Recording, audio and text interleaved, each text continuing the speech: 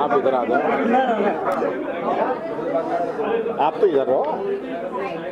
वो उनको कह रहे, वो पत्रकार है ना, इसलिए आ जाओ, आ जाओ। एक मिनट आ जाने दो, एक मिनट आ जाने दो, एक मिनट आ जाने दो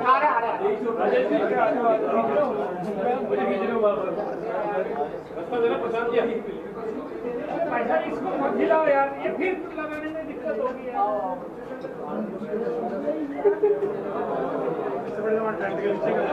इधर आ जाओ, आ जाओ।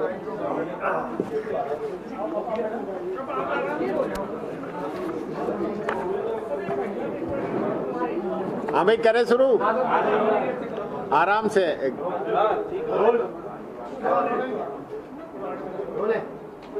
देखिए, सरकार का जो बजट आज पेश हुआ है एकदम उबाऊ और नीरस और बिना विजन के ये बजट सरकार के द्वारा पेश किया गया है। और मैं ये कहना चाहूँगा कि फरवरी के अंदर माननीय वित्त मंत्री जी ने जो बजट पेश किया था उसको 73% पूरा होना बताया है। 27% तो खुद ही मान रहे हैं कि वो पूरा नहीं कर पाए। और मैं ये कहना चाहूँगा कि वो 27% भी पूरा नहीं कर पाए। 75%, 80% से ज़्यादा वो बजट इनका पेंडिंग है। सिर्फ थोथी घोषणाएं इस सरकार के द्वारा की गई।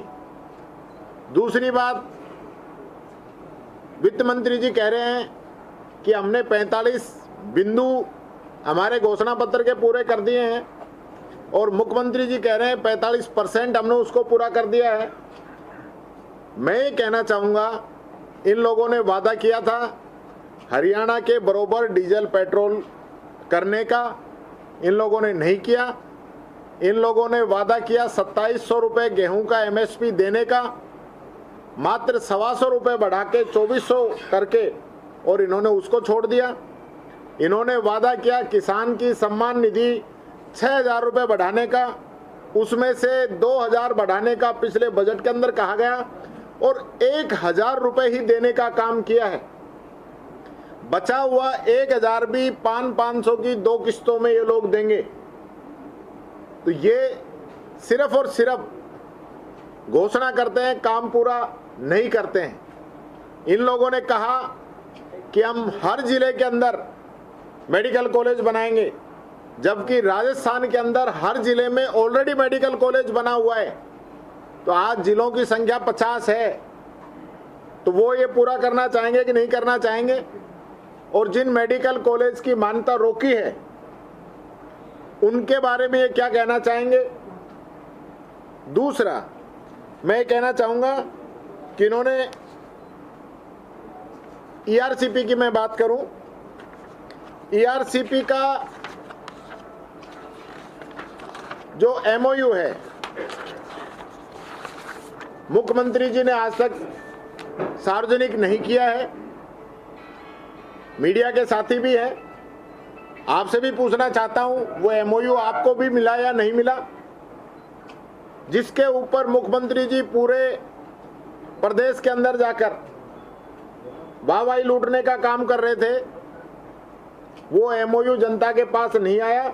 और नतीजा ये हुआ कि ERCP के अंदर जो क्षेत्र आता है, वो चाहे टोंक सवाई माधोपुर हो, चाहे दौसा हो, चाहे भरतपुर हो, इन सारे क्षेत्रों में इनको हार का मुंह देखना पड़ा है। यमुना की बात कर रहे थे, यमुना का पानी नहीं लेके आए। चाहे झुंझुनू हो, सीकर हो, चूरू हो, उन तीनों जिलों में भी इन लोगों को हार का मुंह देखना पड़ा। ERCP की आज बजट के अंदर कहा गया है कि हमने 9000 कुछ करोड़ रुपए की वित्तीय स्वीकृति जारी कर दी। तो वित्तीय स्वीकृति कब जारी हुई है उसका हमें बता दें, क्योंकि जो 9500 करोड़ रुपए की जो वित्तीय स्वीकृति है वो हमारे समय की है, जिससे इसरदा और नवनेरा दोनों बांध बन के तैयार हुए। तो इन लोगों का तो उसमें तो कोई लेना देना है नहीं। जबरदस्ती हमारे समय की जो योजनाएं हैं, हमारे समय का जो पैसा दिया हुआ है, अपने समय का बता रहे हैं। MOU आज तक इन लोगों ने सार्वजनिक नहीं किया। पिछली बार यहां पे 3900 MCM पानी मिलना था, लेकिन इनके MOU के मुताबिक 2500 MCM पानी मिलेगा। तब आप उद्योगों को कहां से पानी देंगे, किसान को कहां से पानी देंगे? इतने पानी के अंदर तो आपकी पेयजल की पूर्ति नहीं हो रही। बिजली के लिए बड़े बड़े दावे किए गए हैं। 2031-32 तक का रोड मैप बताया गया है। तो बिजली आज के समय में कितनी आ रही है? अब तो ट्रिपल इंजन की भी सरकार होगी इनकी। छत्तीसगढ़ से जहां से कोयला आ रहा है, और राजस्थान हो गया, केंद्र सरकार होगी। आज गांवों के अंदर हालात क्या हैं? इंडस्ट्री को ये लोग बिजली नहीं दे पा रहे, किसान को ये बिजली नहीं दे पा रहे, आम पब्लिक को ये बिजली नहीं दे पा रहे, और बात कर रहे हैं 31-32 की। बजट का जो विजन रखा है 2047 का रखा है। 2047 में जो होगा वो तो 2047 में देखेंगे, लेकिन आज क्या हालात हैं? आपने 6 महीने पहले बजट रखा, उसका क्या हुआ? और आज जो बजट आप रख रहे हैं, आज वापस आपने 1 लाख भर्तियों की घोषणा कर दी। तो आपने 70,000 पहले की थी, 30,000 और आप मान लीजिए उसको बढ़ा के कह रहे हैं। आज 1 लाख भर्तियों का आप उसका रोड मैप बताते कि कब विज्ञप्ति निकलेगी, कब हम भर्तियां करेंगे। 4 लाख की घोषणा और कर दी है। 4 साल में 1-1 लाख कहां से करेंगे, उसकी जरा बता दीजिए। अग्निवीर जैसी योजना इन लोगों ने लाके देश के युवाओं का भविष्य खराब किया है। क्या इसी प्रकार की कोई योजना यहां लाने का ये लोग विचार रख रहे हैं? ये बात मैं कहना चाहूंगा। दूसरा मैं ये भी कहना चाहूंगा कि जो हमारे समय में ये कह रहे हैं कि अर्थव्यवस्था को नुकसान पहुंचा, उसकी भी बात मैं करना चाहूंगा कि हमारे समय में हमने कोई नया टैक्स नहीं लगाया था। सरकार ने 23-24 का जो राजकोषीय घाटे का जो अनुमान था वो 62,772 करोड़ था, और इस सरकार में ये राजकोषीय घाटा बढ़कर 70,000 करोड़ रुपए तक पहुंच रहा है। ये इनकी आर्थिक नीतियां हैं। भारत सरकार का बजट आया नहीं है, ये बजट पहले लेके आ गए। इनकी अभी तैयारी नहीं है कि भारत सरकार क्या करेगी, हमें क्या करना है। कितनी ऐसी योजनाएं है जिसमें भारत सरकार का सहयोग रहेगा, हिस्सा रहेगा। जिस PKC की बात कर रहे हैं उसमें भारत सरकार कितना देगी ये तय ही नहीं है। मनरेगा के अंदर वो क्या देंगे ये तय ही नहीं है। और ये लोग बजट की बात कर रहे हैं, ये कह रहे हैं कि हमने इनके ऊपर कर्ज छोड़ा है, परंतु आज के बजट में बताया कि राज्य का कर्ज बढ़ने जा रहा है, तो इनके समय में भी कर्ज बढ़ रहा है। ये बात ये कहते हैं। दूसरी बात मैं कहना चाहूंगा, अगर पिछली सरकार से हमारी तुलना करें तो भाजपा के पिछले साल में 2018-19 में 16,638 करोड़ रुपए का पूंजीगत व्यय था, जबकि हमारी सरकार ने 23-24 में 38,062 करोड़ रुपए का पूंजीगत व्यय प्रस्तावित किया, जो कि इनके समय से डबल था। बजट का जो साइज है 18-19 में जो बजट का साइज था वो 2,12,275 करोड़ रुपए था। हमारा जो बजट आया 23-24 का वो 3,90,856 करोड़, यानी 84% बढ़ोतरी का हमने बजट पेश किया था। GSDP के अंदर भी 2018-19 में 9,11,519 करोड़ रुपए थी, और 23-24 में जो 15,76,186 करोड़ रुपए, यानी कि पूरे देश के अंदर सेकंड नंबर की GDP राजस्थान की बनी। तो ये हमारी जो बजट की प्लानिंग थी, बजट का जो मैनेजमेंट था, इस वजह से हो पाया। और 17-18 में प्रति व्यक्ति जो आए थे वो 98,698 रुपए, यानी बढ़ोतरी वाले राज्यों में 30वें स्थान पर और 23-24 में 1,56,149 रुपए, यानी बढ़ोतरी वाले राज्यों में 9वें स्थान पर हमारी सरकार के अंदर रही। ये अंतर सरकारों का रहा। इसमें ये भी मैं कहना चाहूँगा कि हमारी जो योजनाएं थी जो गरीबों को लेके चलती हैं, उनको लेके किसी भी प्रकार का बजट के अंदर कोई प्रावधान नहीं किया गया। अन्नपूर्णा योजना, इंदिरा रसोई योजना और चिरंजीवी योजना, जो कि बहुत महत्वपूर्ण योजना है। मुझे खुशी है कि आज पत्रकारों को चिरंजीवी से निकाल के आरजीएचएस में कर दिया, पर चिरंजीवी का कहीं कोई जिक्र नहीं है। वो योजना जो 25 लाख का इलाज पूरे राजस्थान की जनता को दे रही थी, उस योजना को ये लोग बंद कर रहे हैं। चिरंजीवी योजना के अंदर 25 लाख का इलाज, 10 लाख रुपए का दुर्घटना बीमा प्लस ऑर्गन ट्रांसप्लांट अलग से, और पूरा राजस्थान कवर होता था। लगभग सभी हॉस्पिटल कवर होते थे। अब जो आयुष्मान भारत योजना आई है, 5 लाख का बीमा है, 71 लाख इस परिवार इसके बेनिफिशियरी हैं, कुछ चुनिंदा हॉस्पिटल इसके अंदर आते हैं। ये इतना बड़ा अंतर दोनों योजनाओं के अंदर है, तो ये इस बजट के अंदर कोई प्रावधान नहीं है। ओपीएस के ऊपर भी इन लोगों ने कोई स्पष्ट नहीं किया है कि ओपीएस को जारी रखेंगे या बंद रखेंगे। केंद्र की जो मंत्री हैं वो ओपीएस को बंद करना चाहती हैं, तो राजस्थान सरकार ओपीएस शुरू रखेगी या बंद रखेगी, ये मैं कहना चाहता हूँ। साथ ही जो नए कनेक्शन दे रहे हैं उनको जो 100 यूनिट बिजली की छूट हम दे रहे हैं, उसको ये देंगे या नहीं देंगे, क्योंकि हमारी सरकार के बाद में जितने भी नए कनेक्शन हो रहे हैं उनको ये लोग छूट नहीं दे रहे हैं। तो ये भी इन लोगों ने कहीं स्पष्ट नहीं किया है। ये बात मैं आप लोगों से कहना चाहूँगा। सही खाटू श्याम जी मंदिर की बात हो, हमारे समय का 32 करोड़ रुपए स्वीकृत है, वो काम चल रहा है। उसी को अब 100 करोड़ का बता के मैं समझता हूँ सरकार वाहवाही लेनी चाहती है। गोविंद देव जी के हमने 100 करोड़ रुपए मंजूर किए, उस काम को इन लोगों ने अभी रोक रखा है, उसको ये शुरू नहीं कराना चाहते हैं। कुल मिला के इन लोगों की मंशा राजस्थान के प्रति सही नहीं है। इनका जो विजन है वो राजस्थान कैसे तरक्की करेगा इसको लेके नहीं है, ये बात मैं कहना चाहूँगा।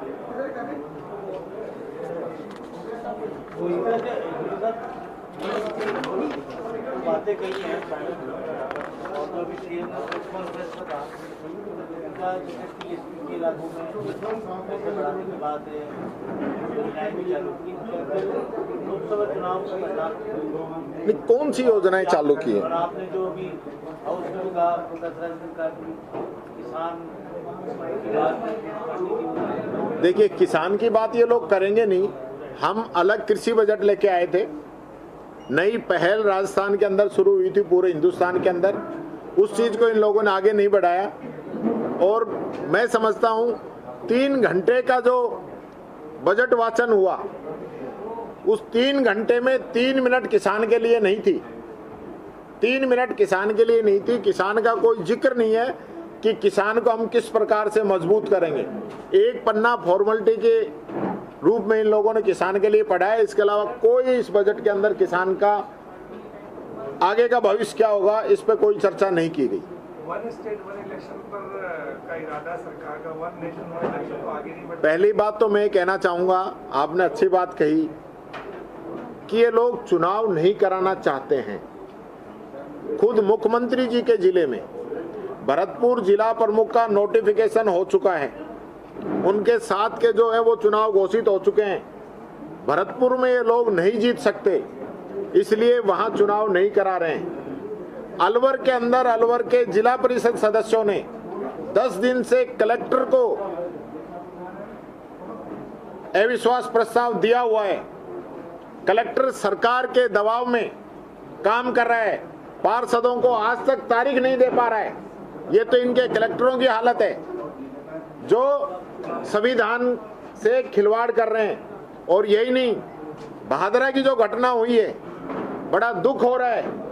ये संविधान को कमजोर करने की जो साजिश ये लोग रच रहे हैं, हम पहले दिन से कह रहे हैं कि हम इन पे संदेह, ये संविधान को खत्म करना चाहते हैं। भादरा के अंदर तारीख डिसाइड हो गई, पार्षद पहुंच गए और उस पे चुनाव अधिकारी छुट्टी लेके चला गया कि वो बीमार है। ऐसी कौन सी उसको ऐसी खतरनाक या भयानक या कोई गंभीर या जानलेवा बीमारी हो गई कि उसको इलेक्शन पोस्टपोन करने पड़े? वो कहाँ एडमिट हुआ है, कौन से आईसीयू में है, कौन सी एम्बुलेंस आई है, कहाँ पे उसने इलाज लिया है, किसके निर्देशों से गया है, कलेक्टर वहाँ पे मौजूद था, उसने क्या वैकल्पिक व्यवस्था की? ये सारी चीजें इस सरकार को संदेह के घेरे के अंदर लेके आ रही है। और संदेह नहीं, ये तो सबके सामने है। इस प्रकार से लोकतंत्र का जो गला राजस्थान के अंदर घोटा जा रहा है, शायद दूसरी जगह ऐसी नहीं होगी।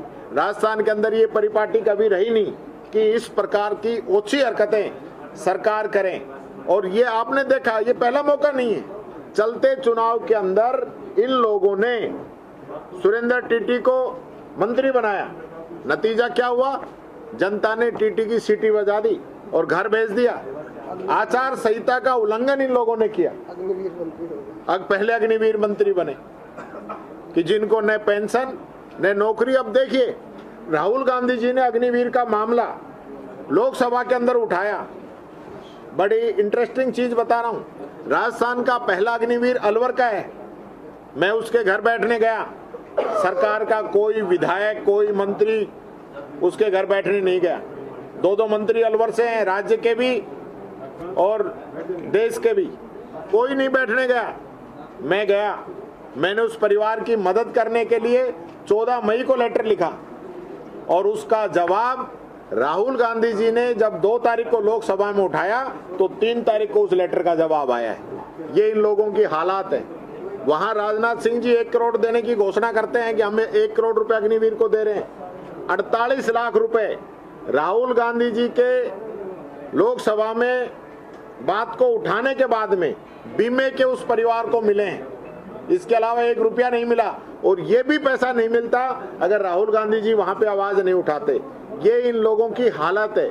इसलिए मैं कहना चाह रहा हूं, ये 1 स्टेट 1 चुनाव इसलिए कराना चाहते हैं कि चुनाव से बचा जा सके, जितना डिले हो सके डिले करें ताकि ये हार से बच सके। सर एक तो बताओ, अभी जैसे आप कह रहे थे, आपको लगता है कि चिरंजीवी योजना, ओपीएस स्कीम और ये 100 यूनिट बिजली जो है, इन्होंने आपकी जो सरकार की योजनाएं थी उसको बंद कर दिया? आप मानते हैं इस बजट को? देखिए, चिरंजीवी योजना इन लोगों ने बंद कर दी है, ओपीएस ये बंद करना चाह रहे हैं, बिजली की छूट नए लोगों को ये नहीं दे रहे हैं और पुराने लोगों को बंद करना चाह रहे हैं। मैं कहना चाहूंगा, चिरंजीवी योजना इन लोगों ने बंद कर दी, मुख्यमंत्री दुर्घटना बीमा योजना इन लोगों ने बंद कर दी, इंदिरा गांधी स्मार्टफोन योजना इन लोगों ने बंद कर दी, राजीव गांधी युवा मित्र इन लोगों ने हटा दिए, महात्मा गांधी प्रेरक इन लोगों ने हटा दिए, इंदिरा गांधी शहरी रोजगार गारंटी इन लोगों ने बंद कर दी, अन्नपूर्णा किट योजना इन लोगों ने बंद कर दी, इंदिरा रसोई इन लोगों ने नाम बदल के अन्नपूर्णा करके उसकी संख्या आधी कर दी। और जितनी भी योजनाएं हैं स्कॉलरशिप की और पेंशन की, उनको अटका रखा है।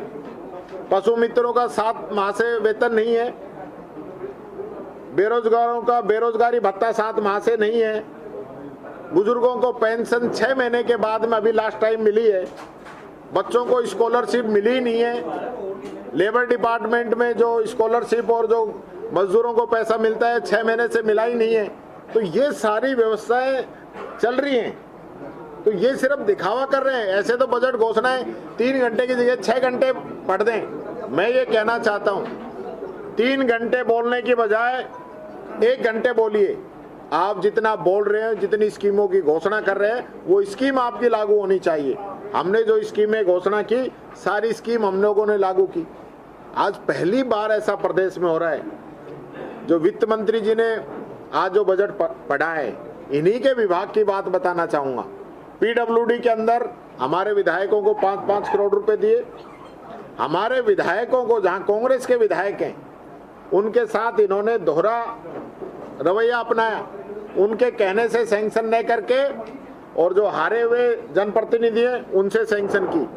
जो हमारे समय में काम मंजूर हो गए, वित्तीय स्वीकृति जारी हो गई, टेंडर हो गए, वर्क ऑर्डर हो गए, उन कामों का रोकने का काम इन लोगों ने किया। और यही नहीं, इससे आगे बढ़ के जो काम शुरू भी हो गए उनका बजट रोक के भी उन कामों का रोकने का काम किया है। आज प्रदेश के अंदर सड़कों की हालत खराब हो गई है, बरसात हो गई है, रेगुलर जो मेंटेनेंस होनी चाहिए, ये बता दे कितने पैसे इन लोगों ने दिए? क्या इन लोगों ने पिछली सरकार के जो काम चल रहे थे उनके कितने पैसे इन लोगों ने दिए? ये तो एक सतत प्रक्रिया है। राजस्थान में तो एक बार बीजेपी एक बार कांग्रेस आती रही है, तो ऐसा तो कभी हुआ नहीं पिछली सरकार के कोई चलते हुए काम रोक दिए हो। आज जिलों की समीक्षा कराएंगे, सरकारी कॉलेज जो खुले उनकी समीक्षा कराएंगे, इंग्लिश मीडियम स्कूल खोले उनकी समीक्षा कराएंगे, गरीबों को जो पट्टे दिए उनकी समीक्षा कराएंगे। अरे भाई, अच्छा होता आप कहते कि ये जो जिले बने हैं, आज भी राजस्थान में 5-10 जिलों की जरूरत है, जो ज्यादा बड़े जिले हैं उनमें हम और सरलीकरण करेंगे। आज नए जिले बनेंगे, जिला लेवल के अधिकारी बैठेंगे, लोगों को न्याय नजदीक से मिलेगा, युवाओं को रोजगार मिलेगा। ये जूली जी कहना है कि 3000 करोड़ मंदिरों पे इतना बजट पहली बात ये उसमें क्या देंगे? कहाँ दिया है? कहाँ दिया है? इससे ज्यादा तो हमारी सरकार ने दिया है। गाय पे और मंदिरों पे इनसे ज्यादा पैसा हमने दिया है, रिकॉर्ड निकाल के देख लेना। मुख्यमंत्री जी तो बोल रहे हैं मुझे धन्यवाद दीजिए, आप सब आपने भी दिया धन्यवाद उनको? न, मैंने तो उनको नहीं दिया, मैंने वित्त मंत्री जी को दिया है। सबको कह रहे दे दो धन्यवाद दे दो। वो तो लड़ाई उधर चल रही है, कौन किसको धन्यवाद देगा। ये जूली जी, सरकार को मनमानी करने से रोकने की जिम्मेदारी विपक्ष को, विपक्ष के नेता की होती है, तो फिर विपक्ष के नेता क्या कर रहे हैं? ये बेईमानी रोकने की जिम्मेदारी मीडिया की होती है, मीडिया की होती है। मीडिया और विपक्ष का चोली दामन का साथ है। अपन दोनों भाई भाई हैं, हम दोनों की जिम्मेदारी है कि सत्ता पक्ष सही दिशा में चले। इसलिए ये तो जो लोकतंत्र है उसके चौथे स्तंभ आप हो, इसलिए आप लोग ध्यान रखो। बजट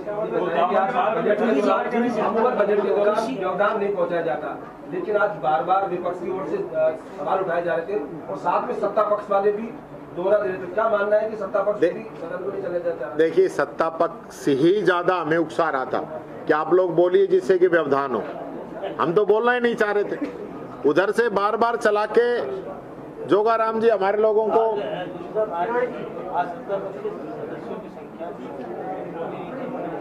नहीं, हमारे सदस्य पूरे थे। सत्ता पक्ष के तो ऐसे ही चल रहे हैं, सत्ता में तो बड़ी लड़ाई है। मैं ये कहना चाहूंगा, हमने 1-2 बार जो व्यवधान किया वो सिर्फ इसलिए किया कि जब कृषि का जब मामला आया तो पहले तो कृषि आ ही नहीं रहा था। जब कृषि आया तो कृषि मंत्री नहीं था, तो हमने तो यही पूछा था कि भाई कृषि मंत्री कहाँ है? तो कृषि मंत्री जी सदन के अंदर थे नहीं, तो इस चीज का उनको बुरा लग गया। तो इसमें तो हम क्या कर सकते हैं?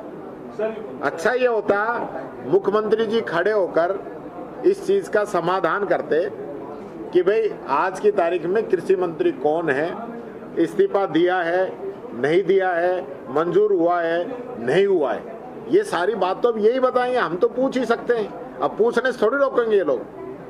सर फॉर्मर चीफ मिनिस्टर और फॉर्मर फाइनेंस मिनिस्टर एक बजट भाषण में नहीं थी, उसको आप किस तरह से देखते हैं? भाई वो तो वही बता पाएंगे। हमारे तो सीएम साहब बीमार हैं और आज से नहीं, पिछली 28 तारीख से उनके डिस्क में प्रॉब्लम है, इस वजह से नहीं तो हमेशा हाजिर रहते हैं। ये जूली जी, एक सवाल और है। विधानसभा में आज आप पीसी भी कर रहे हैं, तो विधानसभा के अध्यक्ष क्या लगता है विपक्ष के प्रति क्या वो ज्यादा नाराज रहते हैं, या अपना जो निष्पक्ष जो कर्तव्य होता है क्या विधानसभा के अध्यक्ष ऐसा कर्तव्य निभा रहे हैं? विधानसभा के अध्यक्ष का जो कर्तव्य होता है, क्या विधानसभा के अध्यक्ष निष्पक्ष काम कर रहे हैं या विपक्ष को ज्यादा? थोड़ा थोड़ा फर्क है, बस ज्यादा नहीं।